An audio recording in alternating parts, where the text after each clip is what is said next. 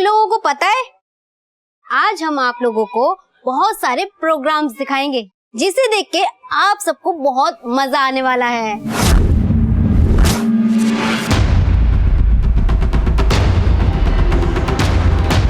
अरे कहा ना मैंने आई। नहीं नहीं नहीं, सोनम बेटा, शादी नहीं करनी है मुझसे, और इस लड़के से तो बिल्कुल नहीं। अगं मग कुणाशी लग्न करायचंय तुला? अरे पहले अपने आप को देख। अरे ये तीसरा रिश्ता लाई थी मैं तेरे लिए। अगर तू शादी नहीं करेगी तो इस घर में नहीं रहेगी, समझी? ठीक है, अगर ऐसी बात है तो नहीं रहना मुझे इस घर में। जा रही हूँ मैं इस घर को छोड़ के। बेटा सोनम, पर उससे शादी नहीं। सोनम बेटा। तो उसकी शुरुआत करते हैं हरी से।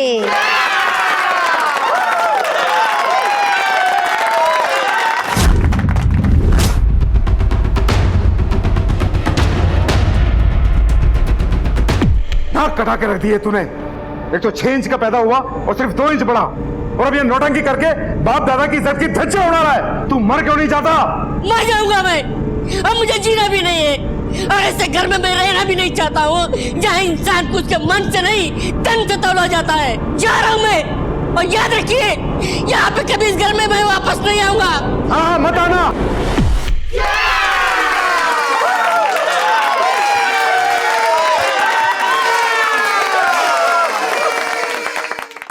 अब बारी है आरिफ की।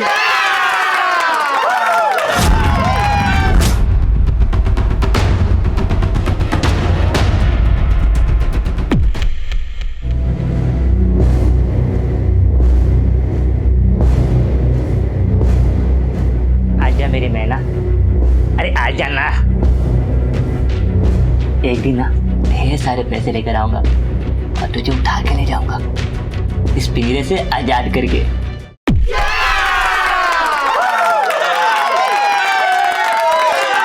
अब एक बहुत इंटरेस्टिंग सी चीज आने वाली है जो लेकर आ रहे हैं विठल।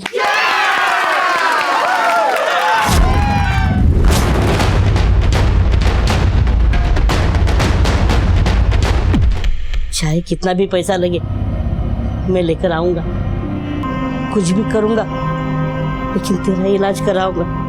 तू चिंता मत कर, सब कुछ ठीक हो जाएगा, टेंशन मत ले।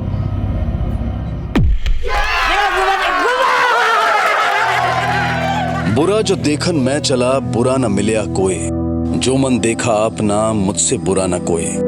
दूसरों के ऐब, दूसरों की खामी को खोजते हुए हम अक्सर ये भूल जाते हैं कि इस दुनिया में कोई भी इंसान संपूर्ण नहीं होता।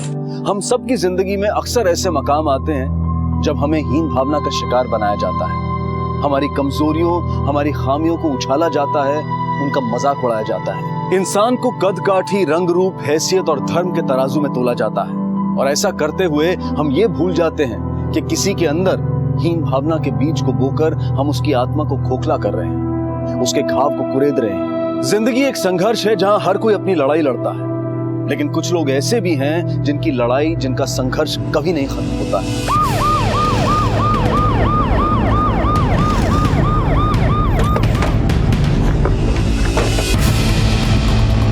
भाई सर, यहीं पे मोहल्ले के बच्चे खेल रहे थे, उन्होंने ही सबसे पहले इस बच्चे की लाश अलमारी के अंदर देखी। बॉडी को बाहर निकाल। हो सर। ये तो बौना आदमी है, तलाशी लो। सर तुम आसपास सर्च करो। साहब, है चाहता और आरिफ बागवान लीला है, शायद इसका ही नाम हो। सर ये देखिए,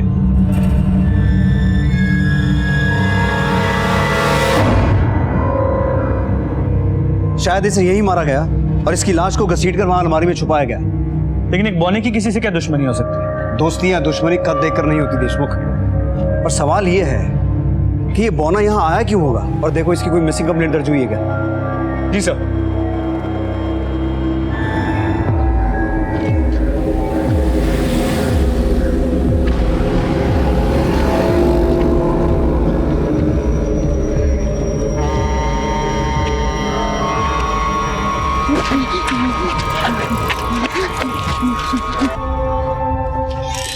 सर, उस लाश की शिनाख्त हो गई है। उसका नाम आरिफ बागवानी था। उसके रिकॉर्ड्स चेक किए तो पता चला उसका क्रिमिनल बैकग्राउंड था।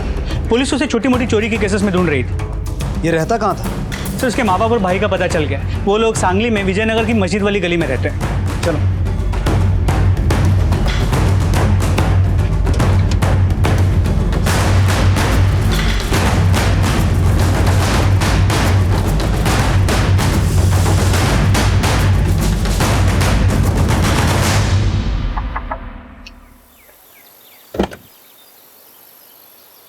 ये आरिफ बागवान का घर है? जी साहब, मैं उसका बड़ा भाई हूँ।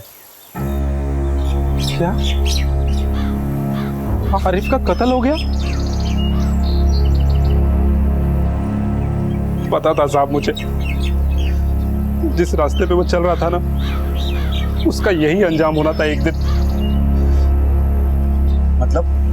नौकरी के लिए बहुत धक्के खाए साहब उसने, लेकिन किसी ने उसे काम नहीं दिया। सब लोग उसका मजाक उड़ाते थे। फिर तंग आकर उसने अपना दिमाग गलत कामों में लगा लिया। जाने क्या चलता था उसके दिमाग में। हर रोज एक नया बखेड़ा। और उस दिन तो भाई, पुलिस, थोड़ा संभाल लेना भाई।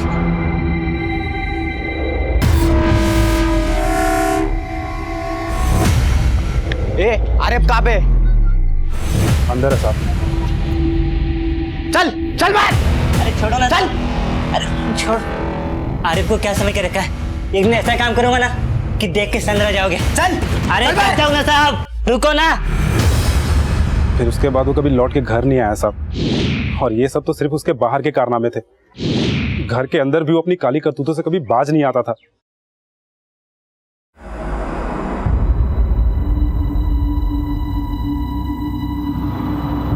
क्या झाँक रहा अंदर? क्या झाँक रहा था? हाँ?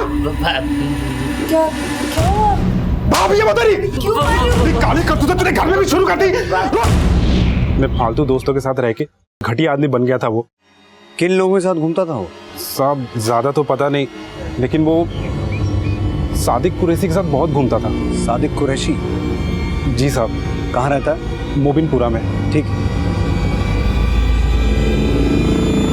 देशमुख, आरिफ का क्रिमिनल रिकॉर्ड था, तो हो सकता है उसका कत्ल उसी के किसी बुरे काम की सजा हो। उसके इस दोस्त सादिक कुरैशी को थाने बुला। देखे उसने दोस्ती निभाई है कि दुश्मनी?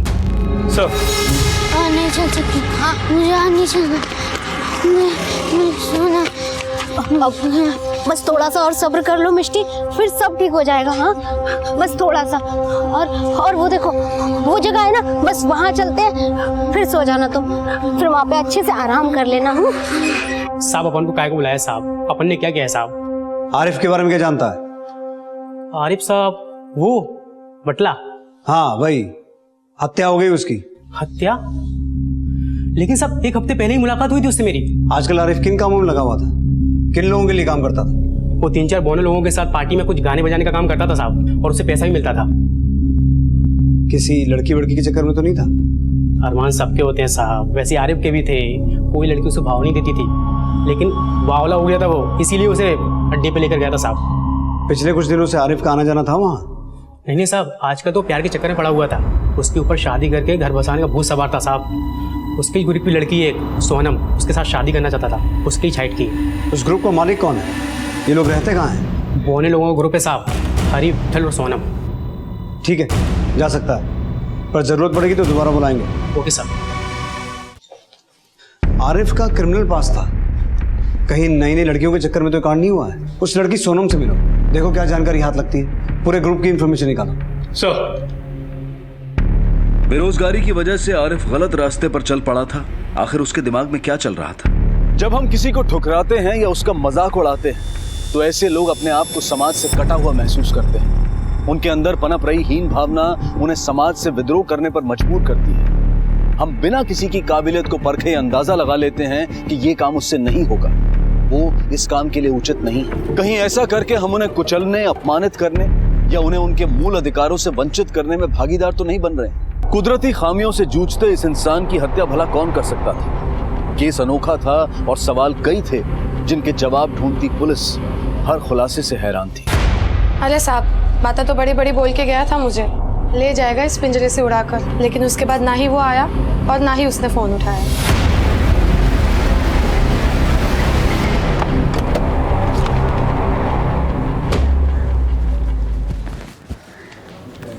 इसकी 3 प्रिंट आउट निकालो। सर,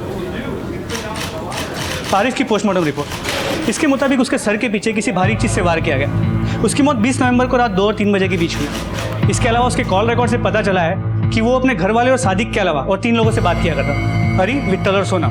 ये ताज्जुब की बात है कि इन तीनों के फ़ोन स्विच ऑफ आ रहे हैं। एक साथ तीनों के नंबर्स का ऑफ होना मतलब साफ है, या तो इनमें से किसी ने या फिर तीनों ने मिलकर ये कांड किया है। इन तीनों से मिलना पड़ेगा। इनके फ़ोन नंबर से इनके एड्रेस निकलवाओ और पूछताछ करो। उस कोठे से कुछ पता चला? सर, कोई खास इन्फॉर्मेशन नहीं मिली। आरिफ वहाँ पिछले कुछ दिनों से नहीं गए और ना ही वहाँ ऐसा कुछ हुआ है जिसकी वजह से आरिफ को कोई मार दे। हेलो, ठीक है, उन्हें हमारे थाने में भेजिए। देशमुख, आरिफ केस में एक इंपॉर्टेंट इन्फॉर्मेशन सामने आने वाली है।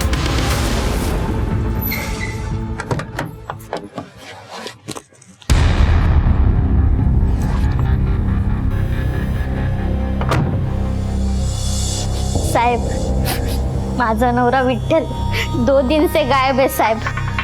फोन भी नहीं लग रहा उनका। मुझे पता चला है कि उनका साथी आरिफ, उसका कत्ल हो गया है साहब। मैं ये शिकायत उधर करने गई थी, उन लोगों ने मुझे यहाँ भेज दिया साहब। ये रहा साहब उनका फोटो। आप इन सबको पहचानती? हाँ साहब, मैं पहचानती। ये हरी है साहब, ये आरिफ है साहब, हमारा नवरा है साहब, और उसके बाजू में जो लड़की है ना साहब, वो सोनम है। ये सब लोग ना बर्थडे पार्टी में नाच गाने का काम करने जाते थे साहब। इन सब का आपसी रिश्ता कैसा था? मतलब आपस में कोई झगड़ा या कोई अनबन? सबका तो पता नहीं साहब, पर एक बार ना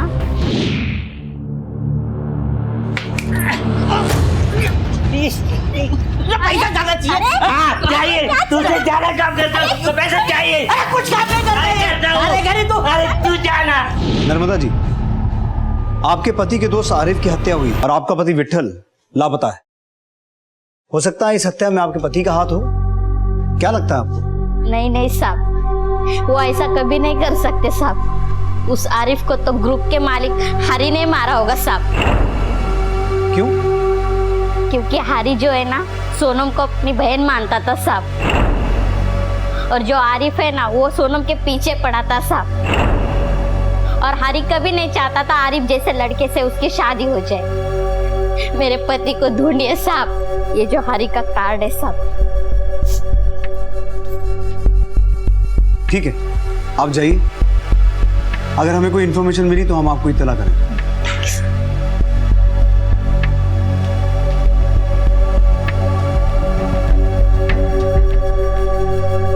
बस थोड़ी दूर और है। दीदी, मुझे बहुत भूख लग रही है। हाँ, तुम फिक्र मत करो, हम तुम्हारे लिए खाने का कुछ बंदोबस्त करते हैं। दीदी, नहीं चल सकते हैं हम अब। तुम यहाँ रुको, हम अभी कुछ करते हैं।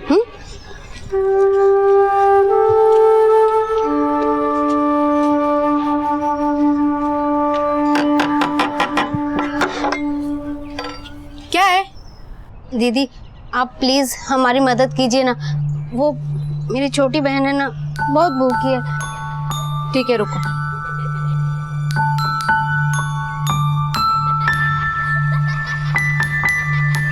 ये लो।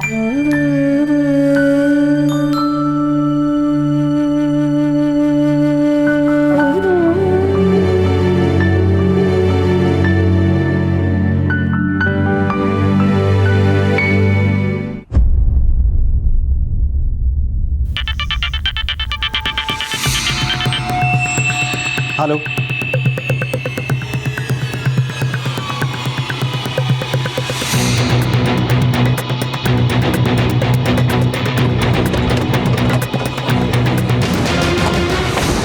पीछे हटो, पीछे हटो, पीछे हट जाओ। एक एक करके इस ग्रुप के लोगों का मरना किसी बड़े खेल का इशारा है, पर कोई ऐसे लोगों का दुश्मन क्यों होगा भला? आरिफ मर चुका है। हो सकता है कि सोनम और विट्ठल का चक्कर चल रहा है। उन दोनों ने इसे मार दिया और फरार हो गए। हो सकता है कोई इनके ग्रुप का ही दुश्मन हो जो एक एक करके इनको मार रहा है। पता करो, इनके ग्रुप का कोई दुश्मन या कॉम्पिटिटर था, और विट्ठल और सोनम की तलाश और तेज करो। सर,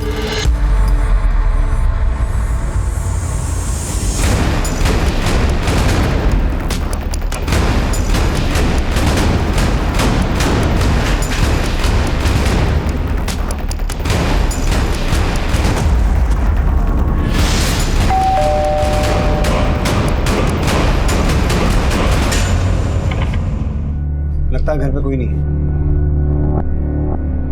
हरी पाटिल, सोनम कुदमकर। सुनिए।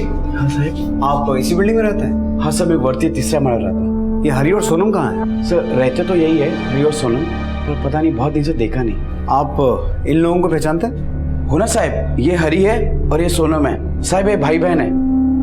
एक मिनट साहब, एक हफ्ता पहले और एक कांड हुआ था।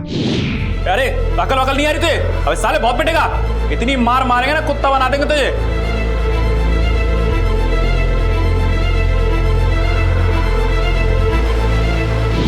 आप पहचानते हैं उन लोगों को? मैं नहीं पहचानता उनको। और कोई आदमी जो हरी और सोनम के बारे में कुछ जानता हो? साहब वो वॉचमैन के साथ हरी की बहुत जमती थी। कहाँ है वो, बुलाइए उसे। सर वॉचमैन 2 दिन के लिए मुंबई गया है, आते ही आपके पास भेजते हैं। आरिफ की मौत की वजह यही झगड़ा हो सकता है। हो सकता है कि वो गुंडे आरिफ ने ही भेजा और हरी ने बदला लेने के लिए आरिफ को मार दिया। सर बिल्डिंग के नेम प्लेट में हरी ने सोनम को बराबर का दर्जा दिया और आरिफ के बैकग्राउंड को जानते हुए शायद उसने सोनम के साथ कुछ ऐसा किया हो जिसकी वजह से हरी ने आरिफ को मार दिया। देशमुख, इस गुत्थी को सुलझाने के लिए इनमें से किसी एक का हमारे हाथ लगना बहुत जरूरी है। सोनम और विट्ठल, इनकी फोटो सर्कुलेट करवाओ, इनके फोन सर्विलेंस पे डालो, इस पूरे एरिया में इनके बारे में पूछताछ करो और इनके ग्रुप के कॉन्ट्रैक्टर को खोजो। सर बुरा वक्त कभी दस्तक देकर नहीं आता। कहने को तो ये पौने थे, लेकिन जो घटनाएं इनके साथ हो रही थी और सोनम और विट्ठल का अब तक कुछ पता नहीं था।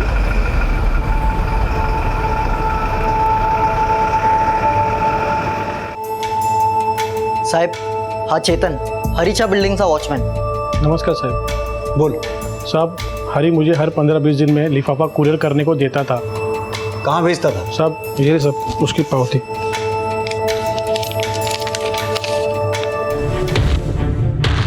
ये हरी नहीं, विक्रम है, सुभान राव का बेटा। इसकी मौत का सुन के बहुत दुख हुआ। मैं इस फैमिली को सालों से जानता हूँ। सुभान राव का जितना दबदबा बुलंद है, नहीं उसके बेटे का कद छोटा निकला और ये छोटा कद ही बाप बेटे के बीच की दूरी का कारण बना। विधाते कोई तो इलाज होगा ना, मैं तो तंग आ गया हूँ। देखिए कोशिश तो कर रहे हैं, बाकी तो ऊपर वाले। अरे डॉक्टर अंकल नमस्ते। अरे विक्रम कैसे हो, कहाँ जा रहे हो? वो कल मेरा शो है, उसी के प्रैक्टिस के लिए जा रहा था। मना किया था ना रूम से बाहर निकलने के लिए। फांड बनकर मेरी बेइज्जती कराएगा, जा अंदर। विक्रम का कद बढ़ाने के लिए सुभान राव ने कोई इलाज, कोई तरीका नहीं छोड़ा।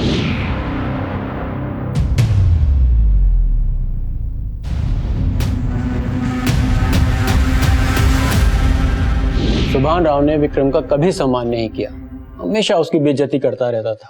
अपनी पहचान बनाने के लिए विक्रम यहाँ वहाँ जाके खेल तमाशे करने लगा। उसने अपना ग्रुप भी बना लिया और इस सब से सुभान राव की बेइज्जती हो रही थी।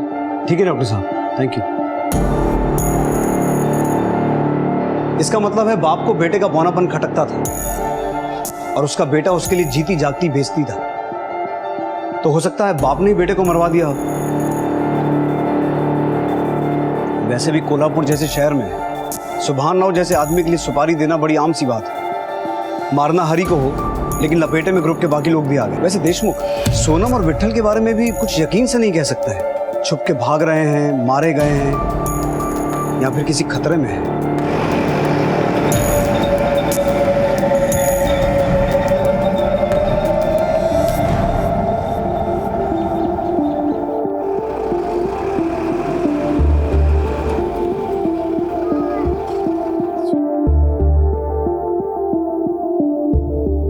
थैंक यू दादा, आपने हमारी मदद की।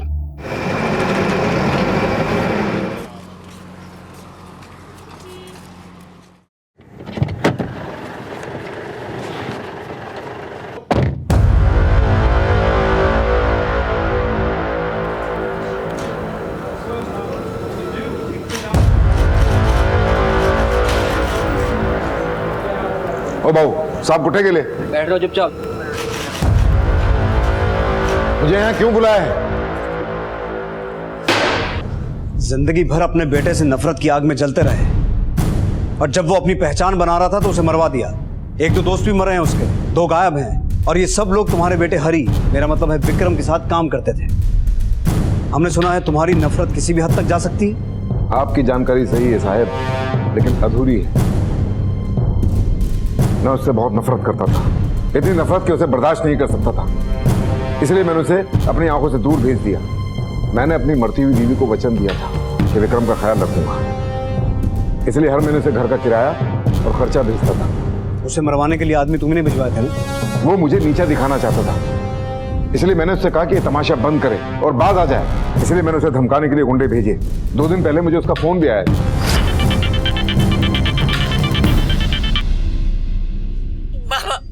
बाबा मुझे बचा लो बाबा। बाबा आप जैसा बोलेंगे मैं वैसा करूंगा। आप बोलेंगे तो मैं घर से कदम तक बाहर नहीं रखूंगा बाबा। मुझे मेरे दोस्तों को बचा लो बाबा। तुम हो कहाँ?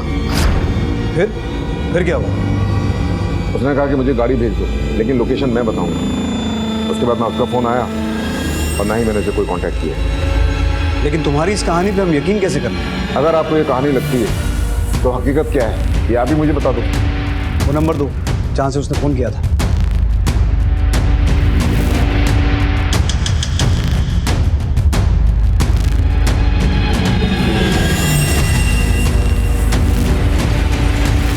सुमन राव उसी सोच की बोली बोल रहा था जो हम सदियों से सुनते आ रहे हैं, जहां हम इंसान को एक दायरे में बांध देते हैं, उसकी योग्यता, उसकी कला को उसके व्यक्तित्व से जोड़कर उसे अपमानित करते हैं। वो कुछ भी कर लें, जितना भी अच्छा कर लें, हम उन्हें स्वीकार नहीं करते, उन्हें प्रोत्साहित नहीं करते। और जब ऐसे लोग अपनों से अपने घर से ठुकराए जाते हैं तो उन्हें घर की चार दीवारी को छोड़कर घर के बाहर सहारा ढूंढना पड़ता है। हम सब ने स्कूल में चिल्ला चिल्ला कर यह संकल्प लिया था कि मैं अपने सभी देशवासियों के साथ शिष्टता का व्यवहार करूंगा, पर क्या हम अपनी उस प्रतिज्ञा का पालन कर रहे हैं? क्या हम एक बेहतर समाज बनाने में अपना योगदान दे रहे हैं? क्या हम दूसरों के मान सम्मान की परवाह करते हैं? आखिर कौन था इसका जिम्मेदार? वो फाइल कल शाम तक वहां पहुंचनी चाहिए। मैंने अभी फोन किया, अभी तक वो फाइल पहुंची नहीं है। सर जाओ। विट्ठल, हरि और सोनम के कॉल रिकॉर्ड, इन तीनों की किसी सूरज नाम के आदमी के साथ कई बार बात होती थी। देशमुख, इस केस की तह तक पहुंचने के लिए हर एक इंफॉर्मेशन इंपॉर्टेंट है। सूरज से बात करके देखें क्या सामने आता है। सर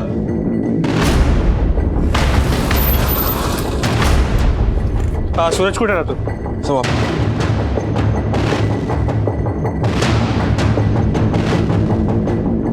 सूरज? हाँ साहेब, काय झालं? त्या दोघांना ओळखता का? हे माझे चांगले मित्र आहेत। मेरे दोस्त के बर्थडे पार्टी में इनसे मुलाकात हुई थी साहब। और ये बाकी दोनों विट्ठल और सोनम फरार है। क्या साहब? इसीलिए किसी का फोन नहीं लग रहा है और उनका भी मुझे फोन नहीं आया साहब। इन चारों से तुम्हारी दोस्ती हुई कैसे? काय सांगू साहब, हम एक जैसे थे, समाज से ठुकराए, किस्मत के मारे। मेरे माँ बाप का पता नहीं और इनके माँ बाप होते हुए भी इनका कोई अपना नहीं। मैंने उन्हें और उन्होंने मुझे सहारा दिया था साहब। ये आरिफ आदमी कैसा था? मतलब किसी से कोई झगड़ा, कोई अनबन? सच कहूँ तो आरिफ अच्छा इंसान नहीं था। जब जब तुम सपनों में आते।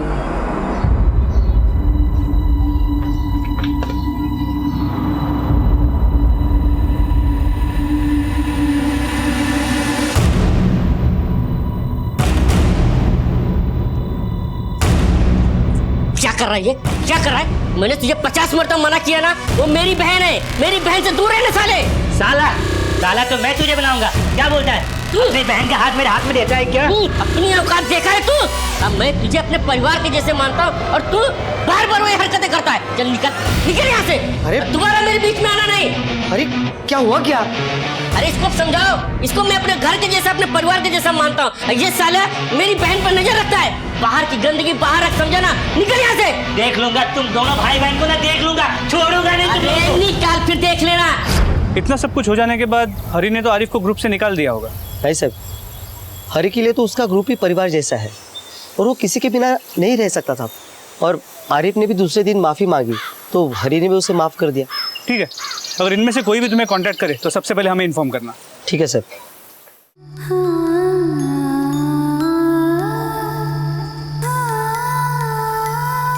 मिष्टी, हमारी मेहनत रंग ले आई, पर तुम्हें पक्का याद है ना, यही घर है तुम्हारा?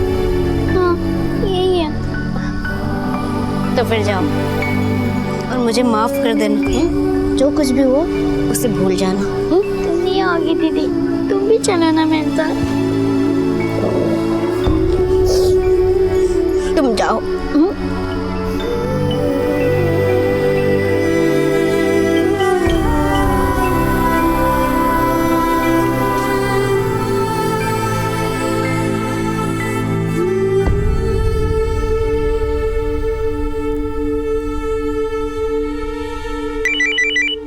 हेलो, ठीक है सर।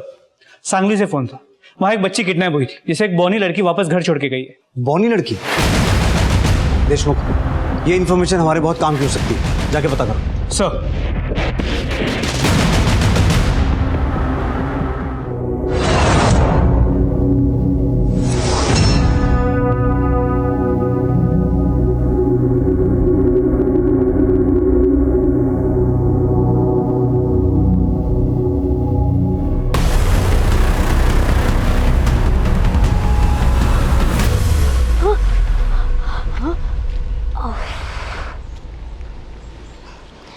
तुमने तो डरा ही दिया। चलो अब मुझे अपने साथ ले चलो।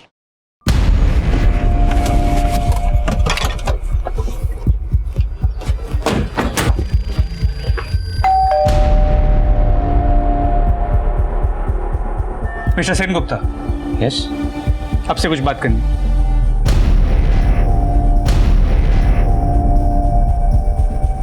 देखो सर, ये है मेरी बेटी मिष्टी। इसकी माँ नहीं है सर, मैंने ही इसे माँ का प्यार दिया। कुछ दिन पहले बर्थडे पार्टी में एक इवेंट था, उसकी मैनेजर थी सोनम, वो इसे कल रात को यहाँ छोड़ के गई सर। मिष्टी, मिष्टी कहाँ चली गई थी मेरी बच्ची? तुम यहाँ आई कहाँ से? कैसे पहुंची यहाँ आप? दीदी। कौन दीदी बेटा? वो तो चली गई। मेरी बच्ची। चल बेटा अंदर चल। सोनम, बेटा तुम्हें पता है तुम्हें उठा के कौन ले गया था? क्या वो इनमें से कोई था?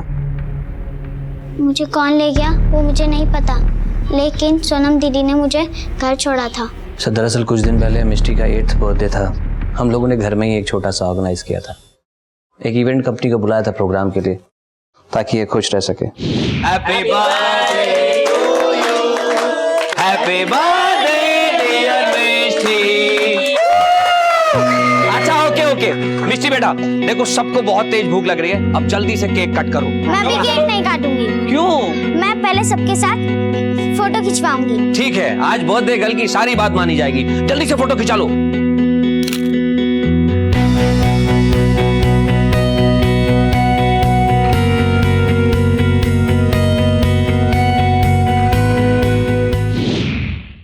अच्छा, इन दिनों में आपको फिरौती के लिए कोई कॉल आया था? नहीं सर, ऐसा कोई कॉल नहीं है। ठीक है।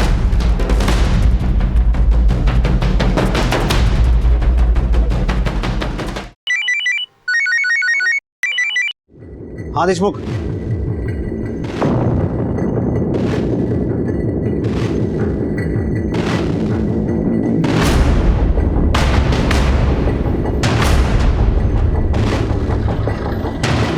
आइए सर, मैंने ही आपको फ़ोन किया था। इधर देखो लाश पड़ी है।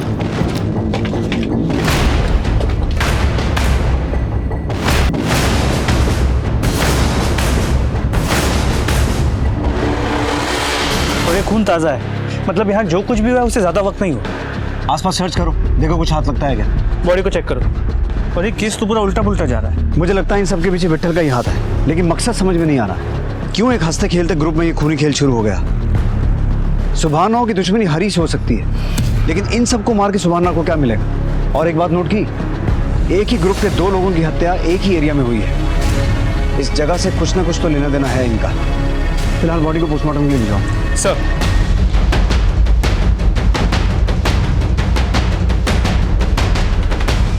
सर। हाँ देशमुख। सर आपका शक सही निकला, वो बौनी लड़की सोनम ही थी जिसने मिष्टी को उसके घर छोड़ा था। और सर आपने उस दिन नर्मदा के दिए गए बयान पे गौर किया? उसने कहा था कि हमारी कोई औलाद नहीं है ना, इसलिए हम दोनों मेहनत करके पैसा इकट्ठा कर रहे थे सब इलाज के लिए। तो मुझे लगता है कि विट्ठल ने अपने दोस्तों के साथ मिलकर मिष्टी को किडनैप किया, ताकि विट्ठल मिष्टी को अपनी बीवी की गोद में डाल सके। अगर इन लोगों ने मिलकर मिष्टी को किडनैप किया तो सोनम ने वापस लाके छोड़ा क्यों? शायद पकड़े जाने के डर से। देशमुख, मुझे ऐसा लगता है कि नर्मदा अपने पति विट्ठल के बारे में कुछ ना कुछ तो जानती है। पता लगाओ। सर।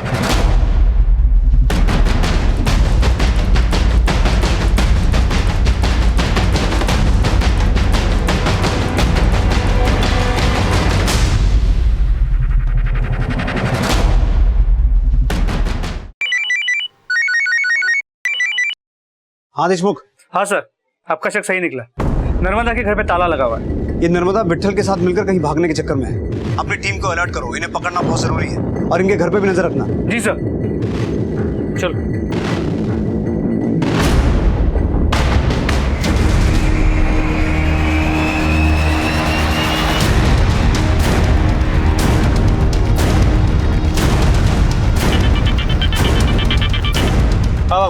विट्ठल की बीवी नर्मदा किसी के साथ ऑटो में बैठ के जा रही है। हाँ, तुम उसका पीछा करो और ऑटो का नंबर मुझे भेज दो। Okay sir.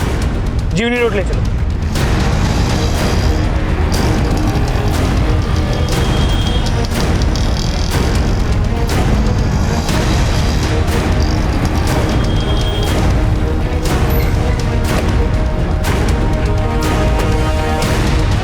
उतरा खाली, उतरा खाली। ये विट्ठल। ओ साहेब, साहेब आमचीच मुलगी आहे साहब। सीप में मोती की तरह हमने इसकी परवरिश की थी, लेकिन इसकी तकदीर के आगे हमने हार मान ली। हाँ साहब, लेकिन उसने हार नहीं मानी साहब। भले ही वो कद में छोटी थी, लेकिन सपने बहुत बड़े थे साहब उसके। आई बाबा। अरे ये बक आई आई आई तुला माहिती आहे काय झालं? मैं पास हो गई। काय सांगतेस काय? आई, मैंने अपना फैशन डिजाइनिंग का कोर्स पूरा कर लिया। अरे वाह, छान। और अब देखना, मेरा भी एक बुटीक होगा, सोनम बुटीक। बाप होने के नाते मैं ही शादी के लिए जिद कर रहा था उसे, लेकिन वो शादी के लिए बिल्कुल तैयार नहीं थी साहब। ये बहुत अच्छा लड़का है। कैसे अच्छा है आई? हाँ, ऐसे लड़के से शादी कर लूं ताकि मेरी संतान भी मेरी ही तरह हो, जो खुल के जी भी ना सके। नहीं आई, मैं पहले फैशन डिजाइनर बनूंगी और अपने सपने पूरे करूंगी, उसके बाद एक अच्छा लड़का देख के शादी करूंगी। देख सोनम बेटा, तू जैसा चाहती है ना वैसा लड़का नहीं मिलेगा तुझे। हे बक सोनम, अगर तू शादी नहीं करेगी तो इस घर में नहीं रहेगी, समझी? तो नहीं रहना मुझे इस घर में, जा रही हूँ मैं इस घर को छोड़ के। सोनम बेटा, मेरी बच्ची। संभालिए अपने आप, आप जा सकते हैं।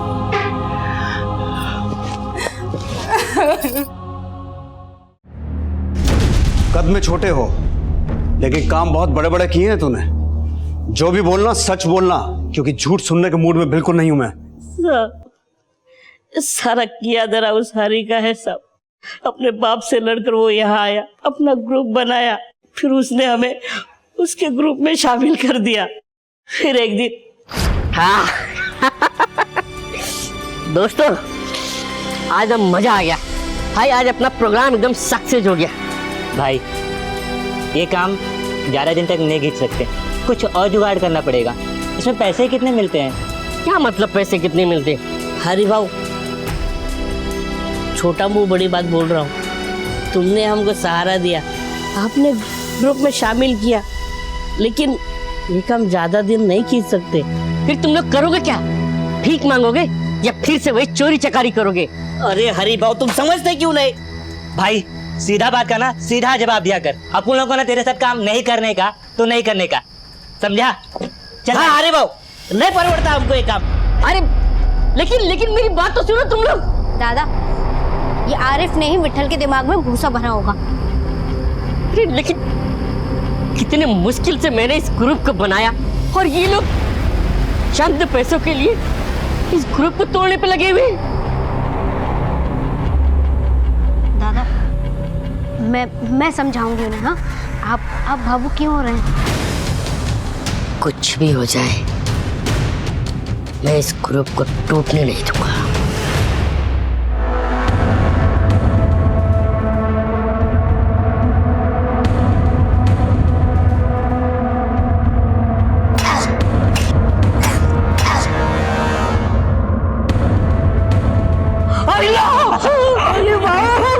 ये सब मेरे बाप दादाओं के पुश्तैनी खजाने हैं। पूरे हॉल में बक्से भर भर के ऐसे खजाने गड़े हुए हैं। चलो और निकालते हैं। हाँ जल्दी करो।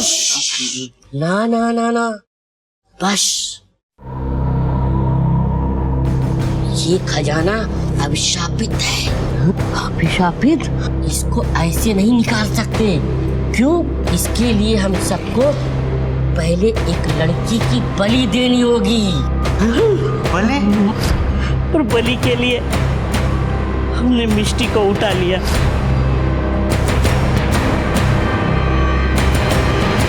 क्या कर रही है? ये सब क्या पागल बने?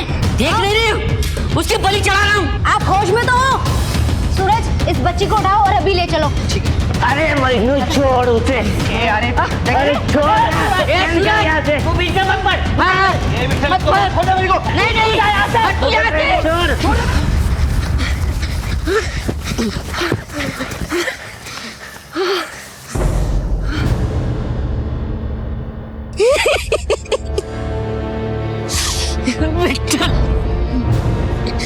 मेरी बदकिस्मती मेरी कद से भी ज्यादा बड़ी है विट्ठल।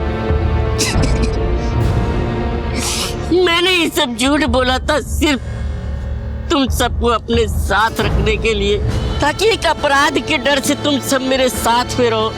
कोई सोना चांदी हीरे मोती जवाहरात नहीं है, मैं सच कह रहा हूँ। और वो बने, अरे वो सब झूठ था, एक नाटक था। अरे झूठ बोला। मैं बहुत बुरा किया हमारे साथ। चल पुलिस के पास। पुलिस के पास जाने से पहले मुझे बता, कहाँ है वो खजाना? अरे कुछ बता, कहाँ है खजाना? है तो तेरी परिचय।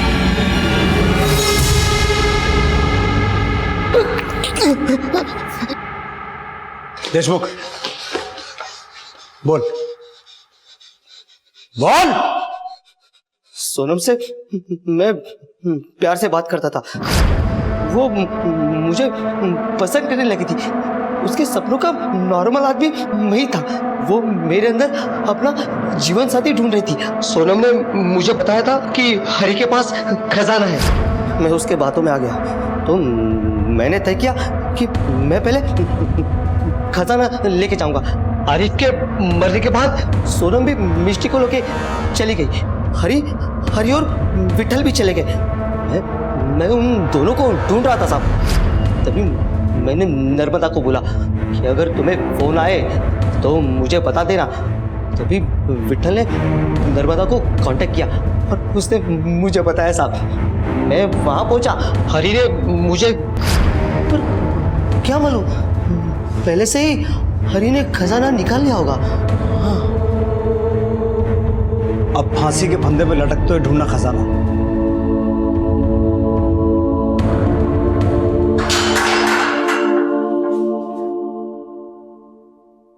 कहने को तो ये कत्ल की वारदातों का सिलसिला था, लेकिन इस अपराध की जड़ क्या थी? कौन जिम्मेदार था और क्यों घटे ये अपराध? हरि का बोला एक झूठ इतने बड़े अपराध की शक्ल इख्तियार कर गया। सवाल ये नहीं है कि उसने झूठ क्यों बोला, सवाल ये है कि उसे किस बात ने झूठ बोलने पर मजबूर किया।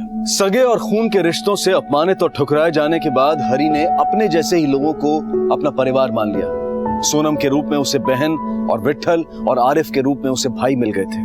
अलग अलग रंग और धर्म के होने के बावजूद उन्होंने एक दूसरे को सहारा दिया, सम्मान दिया।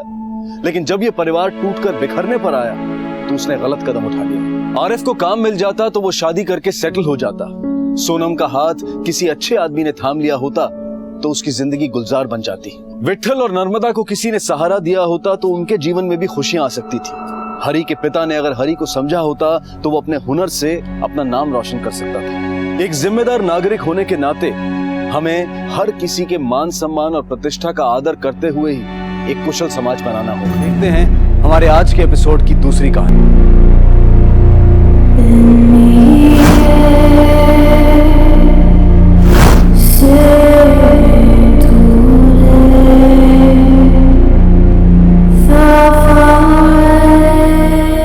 सामान्य से दिखने वाले सरोज और बसंत ने जिस भी वजह से आत्महत्या करने का फैसला लिया हो, लेकिन ये कदम उठाने से पहले क्या उन्हें अपनी बेटी टीना का जरा सा भी ख्याल नहीं आया?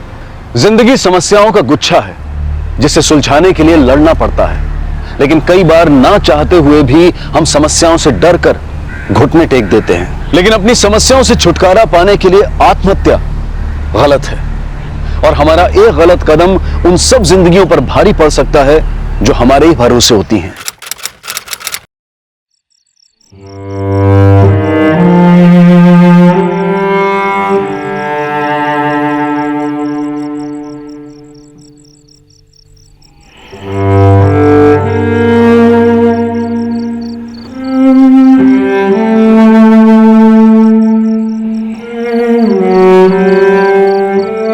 सरोज जी, हमारे बाद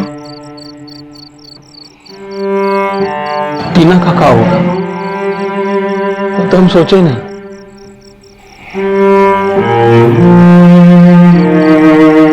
तो कब उसे भी अपने साथ?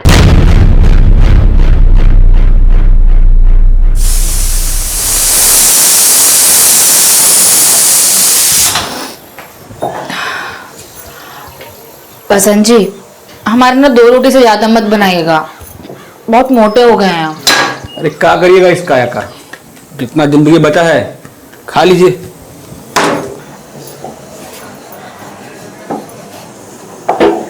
आप कुछ सोचे टीना का क्या करना है? सोच लिए, उसको नहला के यूनिफॉर्म पहना देते हैं, छुट्टी आप बना दीजिएगा, हमसे नहीं बनता है। चलो चलो बेटा चलो, चलो आ जाओ। Bye bye bye.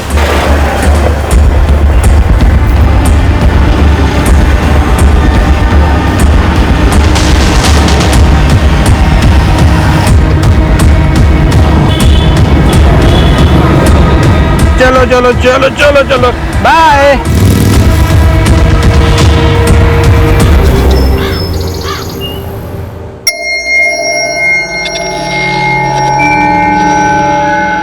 अरे आइए आइए आइए आइए आइए महाराज जी, आइए विराजिए विराजिए, आइए तो सही। क्या लेंगे आप, ठंडा गरम कुछ मंगा दें? काहे शर्मिंदा कर रहे हैं सर? सर हमारा स्कूटर पंचर हो गया था। अच्छा भैया, हमेशा इनका कुछ ना कुछ पंक्चर होता है। आइए महाराज, वो दिखाइए, हम जो आपको डिफॉल्टर का लिस्ट बनाने के लिए बोले थे, हो गया काम? वो कर दिए सर हम। हाँ बताओ सर।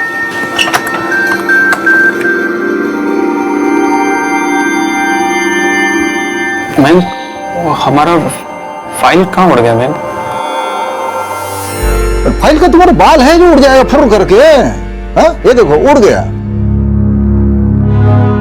कल सुबह तक हमको वो फाइल रेडी करके चाहिए, तो ना ये बिग मिलेगा और ना ही अगले महीने से सैलरी मिलेगा। सस्पेंड कर देंगे तुमको।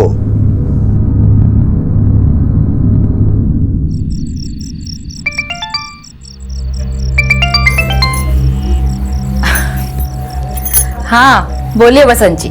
सरोज जी, मोहन पांडे हमको देर तक जगा जगा के फिर से कब्जे बढ़ा रहा है हमारी।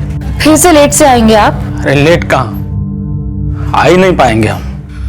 मोहन पांडे हमको सुबह तक काम निपटाने का डेडलाइन दिया है। हमारा दिल तो कर रहा है कि यानी सर पटक पटक के डेड हो जाए बस। नहीं नहीं बसंत जी, ऐसा मत बोलिए, हम साथ मरने की कसम खाए थे, याद है ना? चलिए काम निपटा लेते हैं।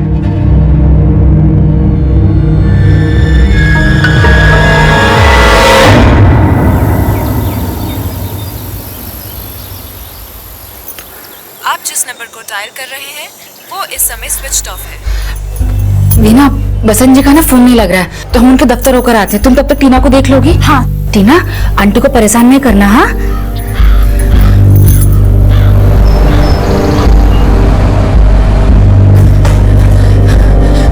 निर्मल भैया, बसंत जी को कुछ पता है क्या? वो अंदर है क्या? अरे अभी तक आए ही नहीं तो अंदर कहाँ से होंगे? लेकिन वो तो कल रात को यहीं रुके थे ना? अरे रुके थे या ना रुके थे, हमने सबका ठेका ले रखा है। का ये क्या है महेंद्र? हाँ? हमने तुमको क्या समझाया था? ये ऐसा होता है लेटर? मोहन जी, हाँ? मोहन जी, बसंत जी कहाँ है? हमें क्या पता कहाँ है निकम्मा, बहुत अर्जेंट काम दिए थे उसको, बिना पूरा किए भाग गया। देखिए कल रात को वो यहाँ ड्यूटी कर रहे थे और सुबह घर नहीं लौटे, और अब कुछ भी बोले चले जा रहे हैं। सच से बता दीजिए कि कहाँ है बसंत जी? हमें क्या पता कहाँ है कामचोर। देखिए मोहन जी, आप कुछ भी मत बोलिए, नहीं तो हम पुलिस को ले आएंगे। हम क्या चोरी किएगा? हाँ, जो पुलिस की धमकी दे रही है, जा यहाँ से, जा, जो करना कर ले। किसी को कुछ भी हुआ ना तो छोड़ेंगे नहीं किसी को भी हम। तुम लोग क्या मुंह देख रहे हो? काम करो और जैसे समझा वैसे करना। कामचोर।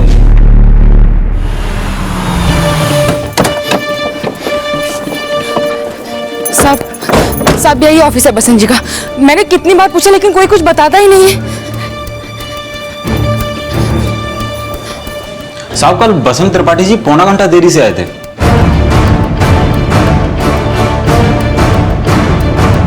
यहाँ पे एग्जिट टाइम सुबह 4 बजे का है। तुमने त्रिपाठी को जाते हुए देखा था? साहब वो तो नाइट ड्यूटी वाले ने देखा होगा। हाँ साहब, कल रात को बसंत नाइट ड्यूटी पे था। तो फिर नाइट करके घर क्यों नहीं पहुंचा? तो हम खुद ही हैरान हैं। हम उसको बहुत इंपॉर्टेंट काम दिए थे, अभी तक उसका ईमेल नहीं आया हमको।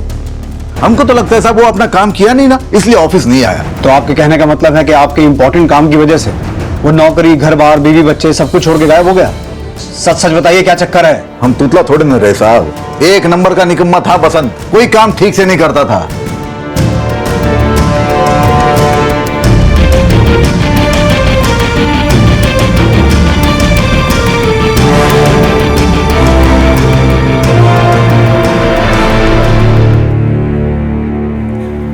सर मैंने बसंत के ऑफिस का एंट्री रजिस्टर चेक किया। बसंत सुबह 4 बजे तक ऑफिस में ही था।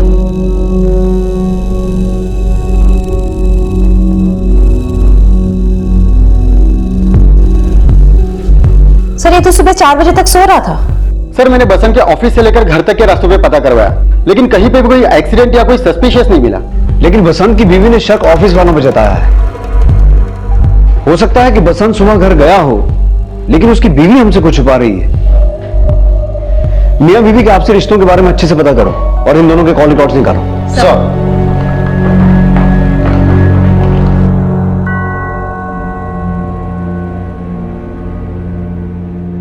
सरोज जी, हम टीना का बाल सुलझा दिए हैं, अब आप इसका चोटी बना दीजिए। इसमें कौन सा मंत्र पढ़ना होता है? आज ना हम आपको चोटी बनाना सिखा ही देंगे। हाँ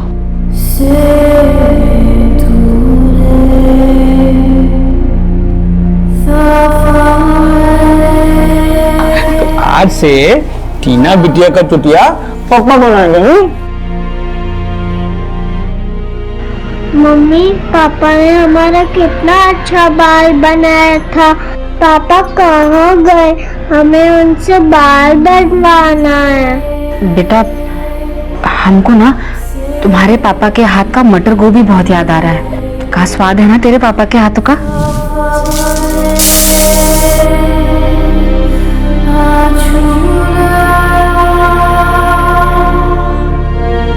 मम्मी हमें भी पापा का पराठा याद आ रहा है। बेटा आज और पिज्जा खा लो। हाँ कल से ना पक्का पक्का हम खाना बनाने की पूरी कोशिश करेंगे। हाँ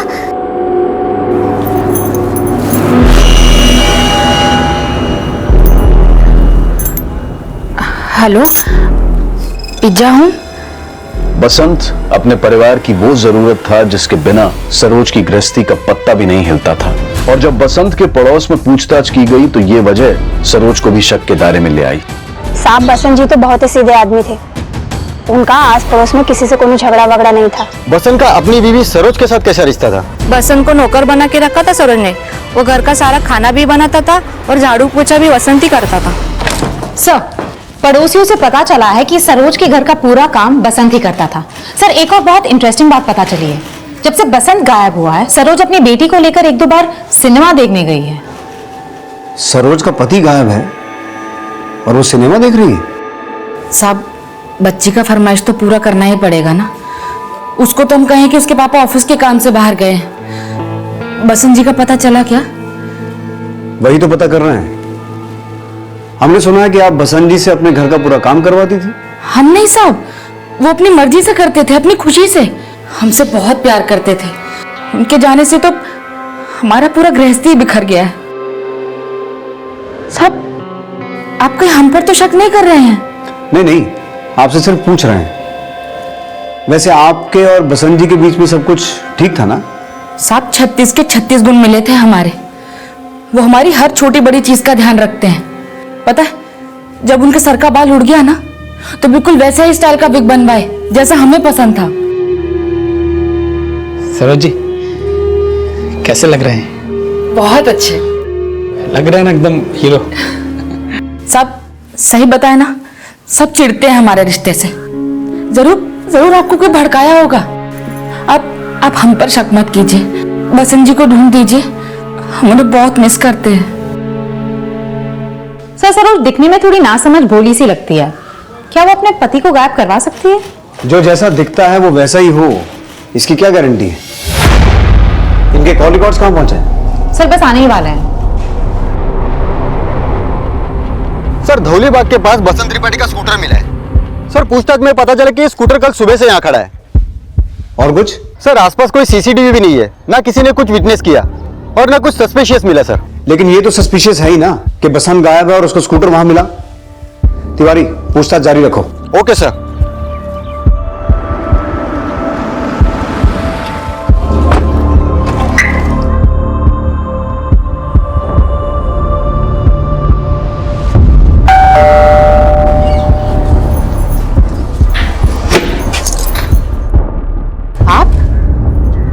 आप यहाँ क्यों आए?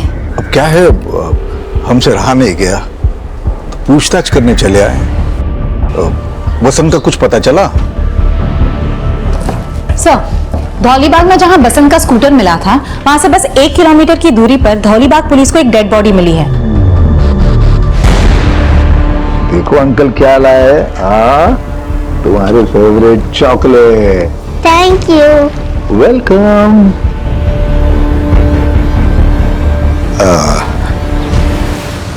सरोज, किसी भी चीज की जरूरत होगी तो बोलना हमें। वैसे तो हम आते ही रहेंगे बच्ची को मिलने के लिए, चॉकलेट लेकर। चलो बाय बाय बेटा।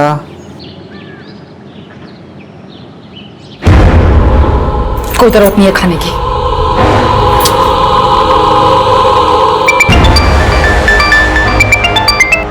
हेलो सरोज जी, आपको जिला शवग्राह आना पड़ेगा।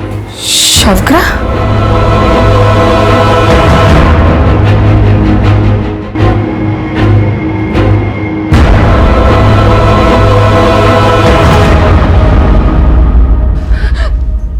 बसंत जी, बसंत जी उठिए ना! बसंत जी! सर धौलीबाग पुलिस ने बसंत के पोस्टमार्टम की रिपोर्ट भेजी है। रिपोर्ट के मुताबिक बसंत की हत्या सर पर वार की वजह से हुई थी। और सर ये रहे बसंत के call records. Sir call records के मुताबिक बसंत का फोन धौलीबाग में उसी वक्त बंद हुआ जो पोस्टमार्टम में हत्या का टाइम मेंशन्ड है। सर ये रहे उसकी बीवी के call records. Sir call records के मुताबिक बसंत का बॉस मोहन पांडे अक्सर उसकी बीवी सरोज को फोन करता था। बसंत के बॉस मोहन पांडे का उसकी बीवी सरोज को फोन करने का क्या चक्कर हो सकता है? इन दोनों के बारे में जरा अच्छे से पता करो। सर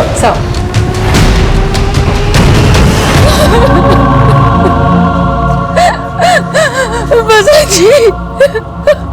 बसंत की अपने ऑफिस में भले ही कोई कद्र नहीं थी, लेकिन बसंत अपने छोटे से परिवार की रीढ़ की हड्डी था। और अब सरोज के लिए अपनी बेटी टीना और अपनी जिंदगी की गुजर बसर करना एक बहुत बड़ी चुनौती बन गया था। सर पता चला है कि बसंत का बॉस मोहन पांडे अक्सर उसे ह्यूमिलिएट करता था। जिस रात वो ऑफिस में रुका था उस दिन भी उसके बॉस ने उसे ह्यूमिलिएट किया था। हमारा फाइल कहाँ उड़ गया मैम? फाइल का तुम्हारा बाल है जो उड़ जाएगा फुर करके। ये देखो उड़ गया। सर मोहन सर बसंत सर को आए दिन परेशान करते थे साहब। एक बार तो मोहन सर ने बसंत जी पर गर्म चाय भी फेंक दी थी। ये तरीका है कोई काम करने का? कब सीखोगे काम करना? मोहन पांडे बसंत को ह्यूमिलिएट करता था, लेकिन उसकी बीवी सरोज को फोन क्यों करता होगा? सर मोहन पांडे अक्सर बसंत के घर जाया करता था और आए दिन वो उसे नाइट भी करवाता था। सर मुझे लगता है कि मोहन और सरोज का कोई अफेयर चल रहा है। और जिस सुबह बसंत अपने ऑफिस से निकला वो घर गया और इन दोनों ने उसका मर्डर करके उसकी बॉडी धौलीबाग में डंप कर दी। अगर ऐसा है तो बसंत के घर से हमें कोई ना कोई क्लू तो जरूर मिलेगा। बसंत के घर का सर्च वारंट निकालो।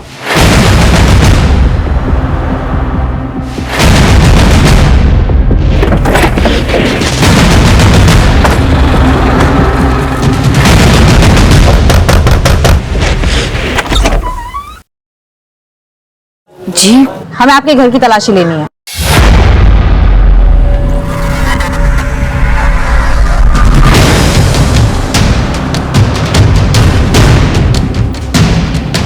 मैडम ये देखिए,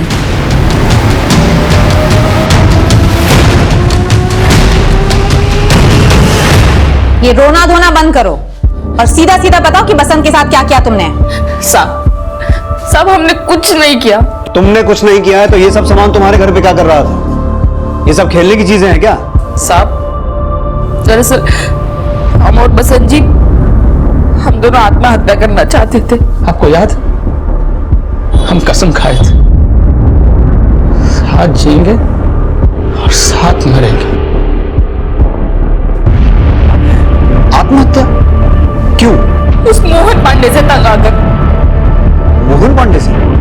हाँ साहब, बसंत जी ना बहुत सज्जन और सीधे आदमी थे। उनको ऑफिस का सारा काम भी आता था, बस थोड़े से स्लो थे।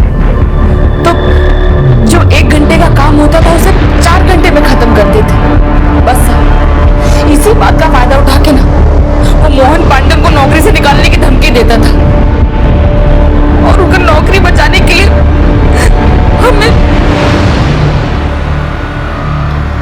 सब, वो मोहन पांडे ना बसंत जी को ब्लैकमेल करता था और जबरदस्ती हमारे साथ रिश्ता बनाता था। बेटी बेटी,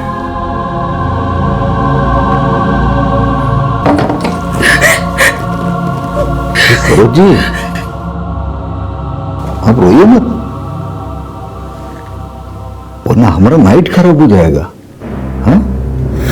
मतलब बसंत तुम्हें खुद मोहन पांडे के पास जाने को कहता था और तुम मान जाती थी? हमें मानना पड़ता था साहब, बस इसलिए हमने और बसंत जी ने आत्महत्या करने का फैसला किया। लेकिन अगर हम मर जाते तो हमारी बिटिया टीना को कौन देखता? बस हमने इसीलिए आत्महत्या नहीं की। तुम दोनों आत्महत्या करने वाले थे, तो फिर बसंत का मर्डर किसने किया होगा? वही मोहन पांडे किया होगा सर, क्योंकि उससे तंग आकर हमने ये शहर छोड़ने का फैसला कर लिया था। शहर छोड़कर जाने का फैसला कर लिया था, लेकिन हमारे पास नहीं आए। सब आके क्या कहते, हमारी इज्जत का बात था। जिंदगी समझौतों से भरी होती है और अक्सर हमें खुशियों के लिए दर्द से समझौता करना पड़ता है, लेकिन समझौता करने और जुर्म के आगे घुटने टेक देने में फर्क होता है। यही फर्क सरोज भूल गई और उसकी मुश्किलें कम होने की बजाय और बढ़ती चली गई। सर मोहन पांडे का फोन काफी टाइम से बंद आ रहा है और आज वो अपने ऑफिस भी नहीं पहुंचा। उसकी बीवी ने हमें बताया कि वो कल रात से घर पे भी नहीं आया। उसकी बीवी से हमने उसके ड्राइवर का नंबर लिया, तो ड्राइवर ने हमें बताया कि मोहन ने कल उसे जल्दी छुट्टी दे दी थी और वो खुद अपनी कार लेके चला गया। सर मुझे ऐसा लगता है कि बसंत की हत्या के बाद मोहन डर गया कि सरोज उसके बारे में सब कुछ सच बता देगी, इसलिए वो भाग गया। मोहन पांडे की कार का नंबर हर चेक पोस्ट में भेजो और ये पता करो कि उसका फोन कब और कहां बंद हुआ था। तिवारी, मोहन के ड्राइवर को बुलाओ। सर। साहब कल हमारी बिटिया का जन्मदिन था, इसलिए हमने साहब से खुद छुट्टी मांगी थी। चल रीगल होटल चल। साहब कितना टाइम लगेगा साहब? हमको आज घर जल्दी पहुंचने का साहब। तू जा, हम गाड़ी लेके जाते हैं। फिर साहब ने हमें छुट्टी दे दी और खुद गाड़ी लेके वहां से चले गए। तो कल तुम्हारे साहब रीगल होटल जाने वाले थे? हाँ साहब, वो तो अक्सर रीगल होटल जाते थे। रीगल होटल में किससे मिलते थे? साहब मिलते किसी से नहीं थे, वो तो बसंत जी की बीवी के साथ वहां जाते थे। तो कल बसंत जी की बीवी उनके साथ थी? नहीं सर, जब से बसंत साहब गायब हुए हैं उन्होंने वहां जाना ही छोड़ दिया है। लेकिन कल शायद मोहन सर ने कॉल करके सरोज जी को वहां बुलाया था। तो सरोज अपनी मर्जी से उनके साथ जाती थी? साहब वो तो पता नहीं, लेकिन मैंने सरोज मैडम को कई बार रोते हुए देखा था, पर मोहन सर उनको आंख दिखा के चुप करा देते थे। ठीक है, तुम जा सकते हो। सर। संध्या, सरोज को बुलाओ। सर।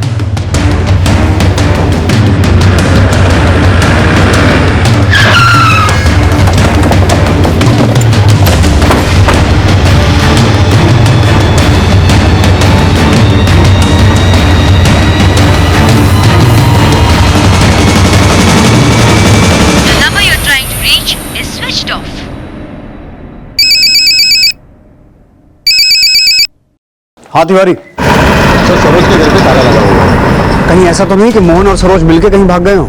नहीं सर, मैंने पता किया। मोहन पांडे ने रीगल होटल में रूम बुक किया था, लेकिन वहां पे उसने चेक इन नहीं किया।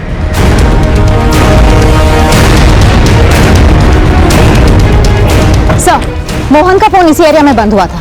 सर ये रास्ता रीगल होटल की तरफ जाता है और मोहन के कॉल रिकॉर्ड से ये साफ जाहिर है कि उसने सरोज को कॉल किया था और आधे घंटे के बाद उसका फोन बंद हो गया था। सर सरोज का कोई लीड नहीं मिला है। लेकिन उसके पड़ोस से पता चला है कि उसके मायके में भी कोई नहीं है। मोहन पांडे का मर्डर हो गया और सरोज गायब है। सरोज ने हमें कहा था कि बसंत उसे जबरदस्ती मोहन पांडे के पास भेजता था। कहीं ऐसा तो नहीं कि उन दोनों से तंग आकर पहले उसने बसंत को मारा और अब मोहन पांडे को मारकर फरार हो गई? हमारी पूरी जिंदगी को समझने में गुजर जाती है। पुलिस के लिए भी एक केस जिंदगी की उन बारीक परतों जैसा था जो परत दर परत सुलझने की बजाय और उलझता जा रहा था। क्या पुलिस बसंत, सरोज और मोहन की मानसिकता को सही से समझ पाई थी? जो सच सामने आए थे क्या वो पूरे सच थे या फिर सच की असल परतें अभी खुलनी बाकी थी? और जल्द ही सरोज से जुड़ी एक नई जानकारी सामने आई। कुछ दिनों से एक आदमी सरोज से मिलने यहाँ आ रहा था।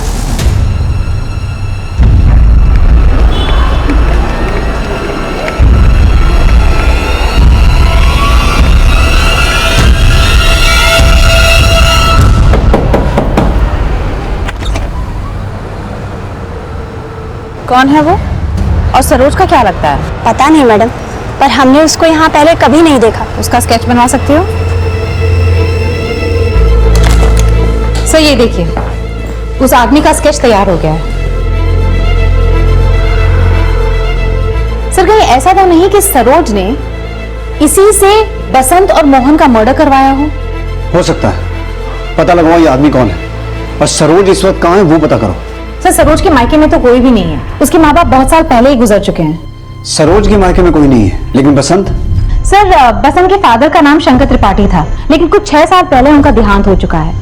इलाहाबाद का एक एड्रेस मिला है, लेकिन वो घर भी बहुत साल पहले बिक चुका है। सर एक और बात पता चली है, बसंत त्रिपाठी शंकर त्रिपाठी का सगा बेटा नहीं था। शंकर त्रिपाठी ने बसंत को अडॉप्ट किया था। शंकर त्रिपाठी ने बसंत को अडॉप्ट किया था?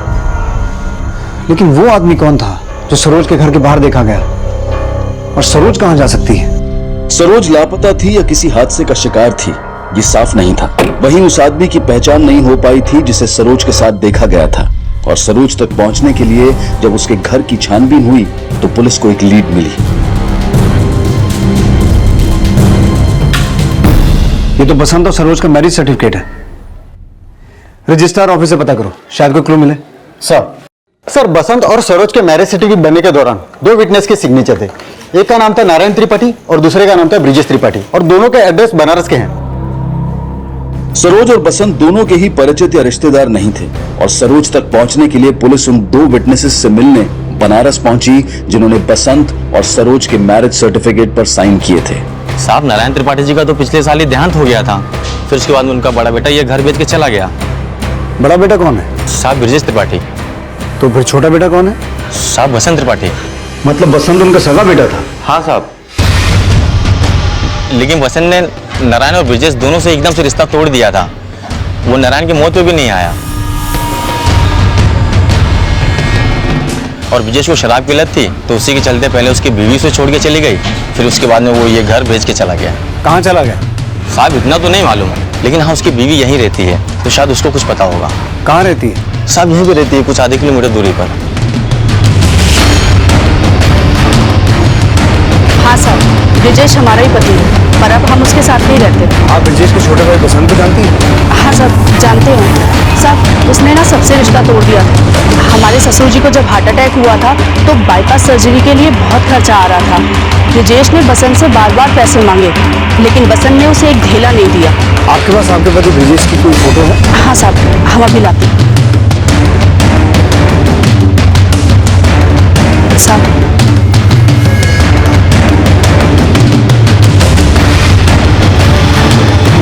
ब्रिजेश का एड्रेस है आपके पास? जी साहब, वो शकरपुर में कहीं रहता है, पर कहाँ ये मुझे नहीं पता। Phone number? जी साहब। एक मिनट बोलिए। 9769। The number you're trying to reach is switched off. Sir उसका नंबर तो आप है। इसके कॉल रिकॉर्ड्स निकालो, पता करो शकरपुर में कहाँ रहता है।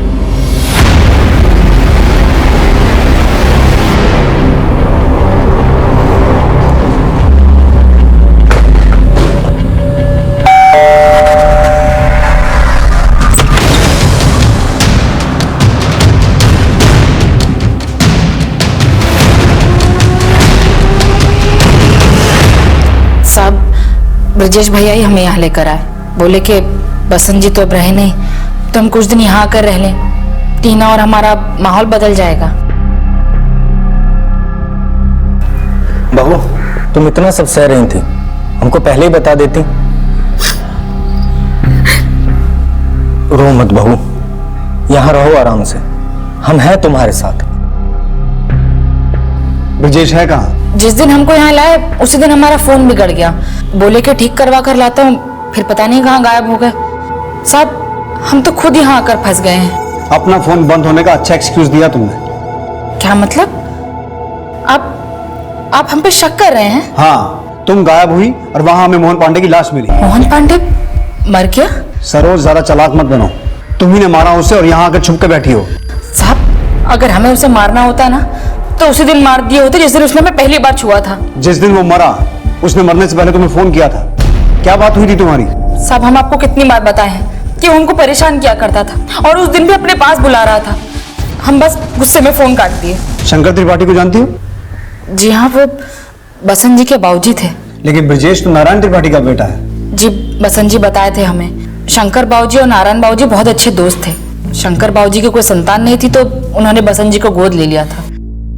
पुलिस सरोज को शक के दायरे से बाहर नहीं रख पा रही थी। वहीं बसंत के भाई ब्रजेश की तलाश भी जारी थी, जिसके लिए उसके कॉल रिकॉर्ड्स और बसंत की हत्या वाली जगह का डंप डेटा भी स्टडी किया जा रहा था। पुलिस ब्रजेश की शराब की लत से अवगत थी, इसलिए शहर के उन सभी ठिकानों पर नजर जमाए हुए थी जहां ब्रजेश मिल सकता था, और जल्दी ही उनकी तलाश खत्म हो गई। जिस दिन बसंत मरा उस दिन तो बनारस से इलाहाबाद आया था। तूने सिर्फ बसंत को ही नहीं, मोहन पांडे को भी मारा। हमने मारा मोहन पांडे को, हमने मारा मोहन पांडे को, क्योंकि उसने हमारे छोटे भाई की बीवी की इज्जत पर हाथ डाला था, इसलिए हमने मारा उसको।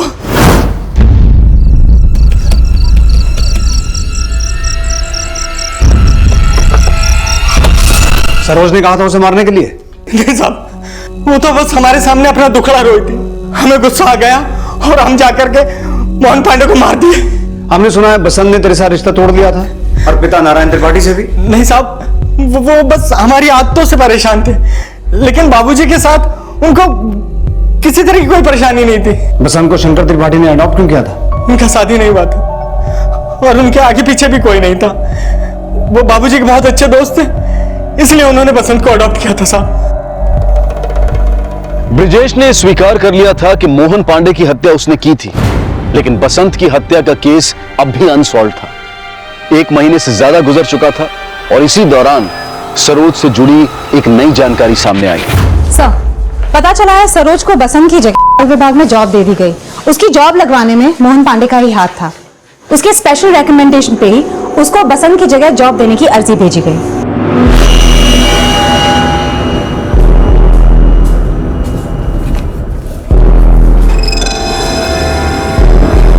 Thank you.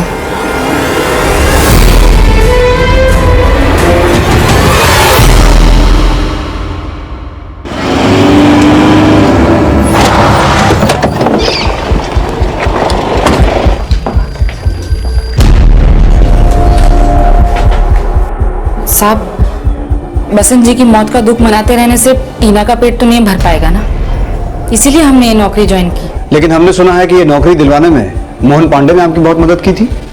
साहब, वो कभी भी किसी की भी मदद अपने मतलब से ही करता था, लेकिन देखिए भगवान ने उसको उसके किए की सजा दे ही दी। लेकिन उसे मारा आपके जेठ ने ही है। हाँ साहब, ये उन्होंने सही नहीं किया, लेकिन अब क्या कर सकते हैं, शायद उनसे हमारी बेइज्जती बर्दाश्त नहीं हुई। सर, पता चला है सरोज की तरह मोहन पांडे की बीवी माया को भी मोहन पांडे की जगह नौकरी मिल गई है।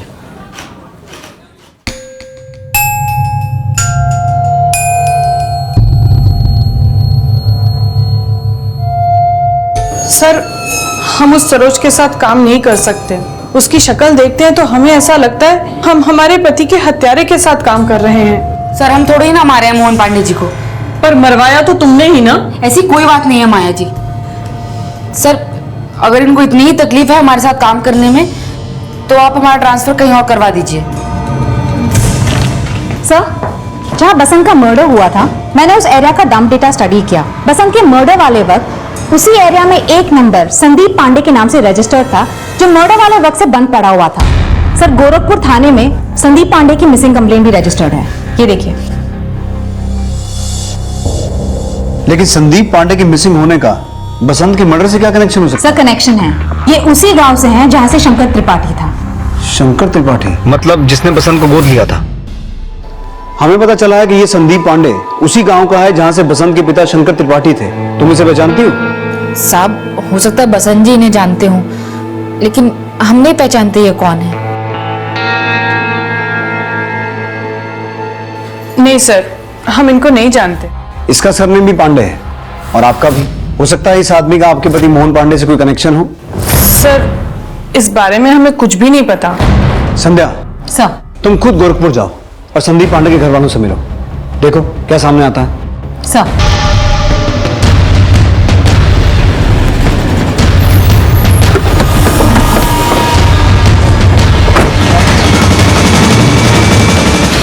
संदीप पांडे हमारा ही बेटा है। 2 महीने पहले ही वो इलाहाबाद गया था और एक दिन अचानक से गायब हो गया। वो इलाहाबाद किस काम से गया था? वो नौकरी ढूंढने के लिए गया था। इलाहाबाद में हमारा मुंहबोला भाई रहता था। संदीप तो वहीं जा रहा था, पर हमने बोला अपने मामा से भी मिल लेना। लेकिन जब वो गया, उसके मामा गुजर चुके थे। आपके इस मुंहबोले भाई का नाम क्या था? शंकर त्रिपाठी। शंकर त्रिपाठी अगर संदीप पांडे का मामा है तो बसंत भी उसको जानता होगा, लेकिन सरोज ने उसे आइडेंटिफाई नहीं किया। लेकिन सर, बसंत के मर्डर वाली जगह पे संदीप पांडे का फोन बंद होना ये कोई इत्तेफाक की बात नहीं हो सकती। जरूर संदीप पांडे का बसंत के मर्डर के साथ कोई ना कोई कनेक्शन है। ये संदीप पांडे अगर इलाहाबाद आया था तो इसको बसंत के साथ किसी न किसी ने तो देखा होगा। बसंत के आस पड़ोस, ऑफिस, सब जगह इसके बारे में पूछताछ करो। Okay sir. हाँ मैडम, इस आदमी को मैंने यहाँ देखा है, हमारे यहाँ चाय पीने आता था। और इस आदमी के साथ ये आदमी होता था? नहीं मैडम, इतना ध्यान नहीं दिया। सर, संदीप बसंत के घर और ऑफिस के आसपास जा रहा था, तो हो सकता है कि वो बसंत से मिलता हो। लेकिन संध्या, ये बात अभी भी समझ में नहीं आई कि सरोज ने उसे आइडेंटिफाई क्यों नहीं किया। सर, मुझे लगता है कि सरोज झूठ बोल रही है। सर, संदीप पांडे बसंत की हत्या के 1 महीने पहले ही इलाहाबाद में था। सर, मुझे लगता है कि बसंत के घर आने जाने के दौरान उसका और सरोज का अफेयर शुरू हो गया हो और संदीप पांडे ने सरोज के कहने पे ही बसंत का मर्डर किया। ऐसा हो सकता है क्योंकि संदीप पांडे का फोन उसी एरिया में एक्टिव था जहां हमें बसंत की लाश मिली थी, और अब संदीप पांडे गायब है। इस पॉसिबिलिटी को चेक करो कि संदीप और सरोज का अफेयर था। Yes sir. संदीप पांडे का गायब होना उसे बसंत की हत्या का प्राइम सस्पेक्ट बना रहा था, लेकिन उसका सरोज से अफेयर था या नहीं, ये सिर्फ पुलिस की थ्योरी थी जिसका कोई भी प्रूफ पुलिस को नहीं मिला था। और इसी दौरान सरोज ने इलाहाबाद से बनारस में ट्रांसफर ले लिया। अब तक किसी नतीजे तक नहीं पहुंचा था और सरोज के बनारस ट्रांसफर लेने के 4 महीने बाद भी पुलिस को कोई लीड नहीं मिली थी। बसंत की हत्या हुए 4 महीने हो चुके हैं और संदीप पांडे कहाँ गायब है इसका कोई क्लू नहीं मिला अभी तक। और सर, सरोज का संदीप पांडे से कोई कनेक्शन होगा, इसका भी तो कोई लीड नहीं मिला है। संध्या, हो सकता है इस केस में हमसे कोई चूक हुई हो। बनारस चलने की तैयारी करो, सरोज से एक बार दोबारा मिलते हैं। Yes sir.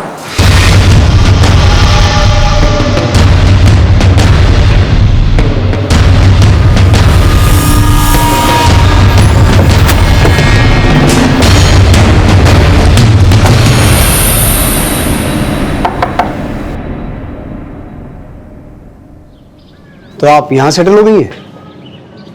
जी हाँ, वो क्या है ना, इलाहाबाद छोड़ने का मन तो नहीं था, लेकिन मोहन पांडे जी की बीवी को हमसे बहुत तकलीफ थी।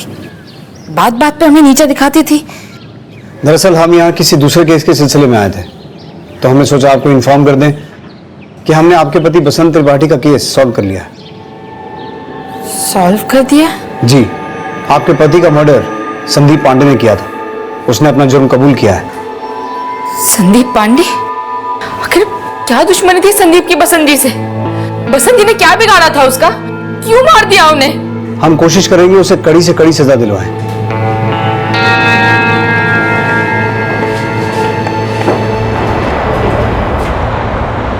सर, आपने उसको झूठ क्यों बोला? उसका झूठ पकड़ने के लिए। तो आपको लग रहा है कि वो संदीप पांडे के टच में है और संदीप से उसने बसंत का मर्डर करवाया है। कहानी कुछ भी हो सकती है संध्या। सरोज के हर मूवमेंट पर नजर रखो, अब वही हमें इस केस के असल रास्ते तक पहुंचाएगी।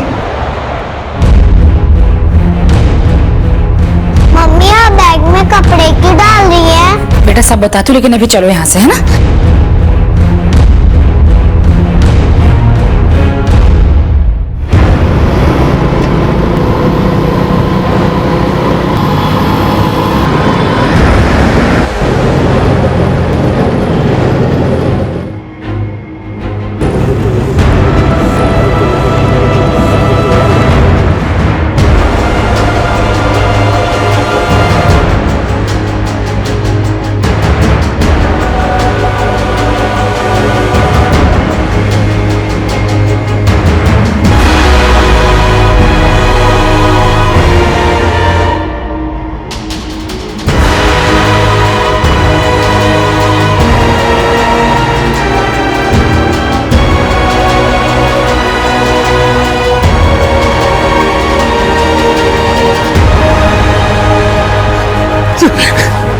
लेके जाओ। अपने फरेब का नकाब खुद उतारोगे या हम तुम्हारी खाल उतारें? साहब, हमारे बाबूजी नारायण त्रिपाठी हमको निकम्मा समझते थे साहब, और हमें कोई नौकरी भी नहीं मिल रही थी। उनके एक दोस्त शंकर त्रिपाठी, उनका हमारे घर में आना जाना था। वो विभाग में नौकरी करते थे, उनका कोई आगे पीछे भी नहीं था साहब। तो शंकर त्रिपाठी को तूने मारा? हाँ साहब, उनको अस्थमा की बीमारी थी साहब, तो हमने उनको अस्थमा का अटैक दिलवा दिया और एडॉप्शन के फेक बैक डेटेड डॉक्यूमेंट्स बनवा लिए। उनका कानूनी बेटा होने के नाते उनकी मौत के बाद हमें उनकी जगह विभाग में नौकरी मिल गई साहब। सब ठीक चल रहा था साहब। थोड़े टाइम पहले ये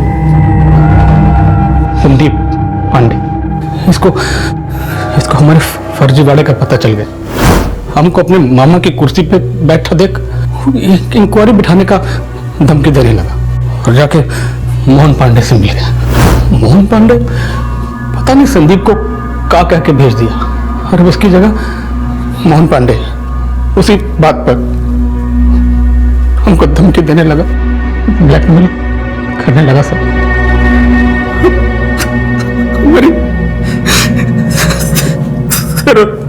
सरोज के साथ हम तो आत्महत्या करने वाले थे साहब। हमारी बेटी की बचा गए साहब। तो मोहन पांडे इसी वजह से तुम्हारे साथ जबरदस्ती करता था? हाँ साहब। मोहन पांडे के बाद संदीप भी हमको पैसे के लिए ब्लैकमेल करने लगा। अरे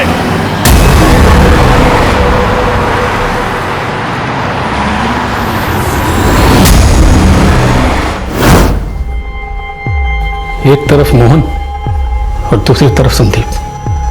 तो साहब हम संदीप का मर्डर करके खुद की हत्या का प्लान बना लिए और संदीप को यह बोल के कि उसको पैसा हम देंगे, उसको धोली बाग बुला लिया साहब।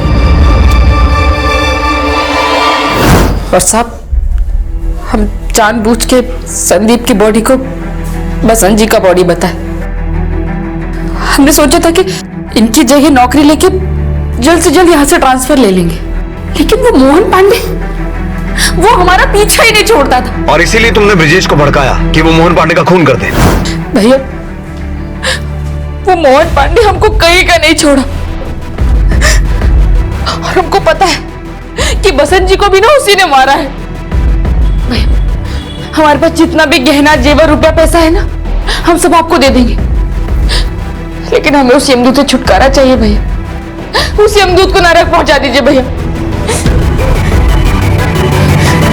और ब्रिजेश भैया हमारे भड़काने पे जाकर मोहन को सचमुच मार दिए।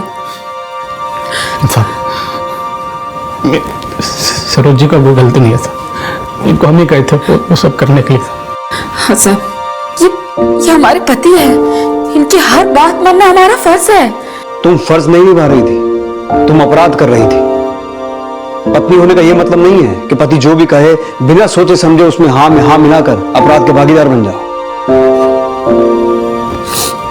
एक रहम कीजिए साहब, सरोज जी को छोड़ दीजिए साहब। अगर ये भी जेल में चली गई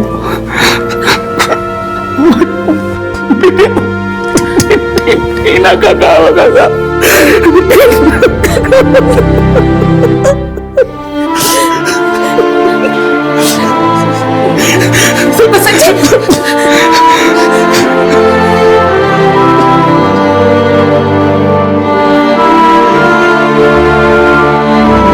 माना कि हम खाली हाथ आते हैं और खाली हाथ जाते हैं, लेकिन अपने पीछे अपने कर्मों के निशान जरूर छोड़ जाते हैं, और जिसका सबसे ज्यादा असर हमारे अपनों की जिंदगी पर पड़ता है। गवर्नमेंट स्कीम का गलत फायदा उठाकर बसंत ने नौकरी तो हासिल कर ली, लेकिन कहते हैं ना कि गलतियों की सुधरने की गुंजाइश होती है, लेकिन अपराध ना तो सुधारा जा सकता है और ना ही छिपाया जा सकता है।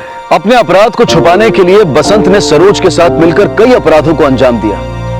जिस परिवार के भविष्य को बनाने के लिए उसने ये कदम उठाया, वो परिवार ही उजड़ गया, और इस सब का सबसे बुरा असर पड़ा उनकी निर्दोष बेटी टीना की जिंदगी पर। हम सब ये उम्मीद करते हैं कि टीना का भविष्य अपने माता पिता की नियति से बिल्कुल विपरीत उज्जवल बने। इसी विचार के साथ अब मैं अनूप सोनी आपसे विदा लेता हूं। फिर मुलाकात होगी अगले एपिसोड में एक और चौंका देने वाले केस के साथ। तब तक अपना और अपने परिवार का ख्याल रखें और देखते रहें क्राइम पेट्रोल डायल 100। सबक एक को सीख हम सबको। जय हिंद। इस तरह के और भी एपिसोड देखने के लिए हमारे चैनल को सब्सक्राइब करें और बेल आइकन दबाना ना भूलें।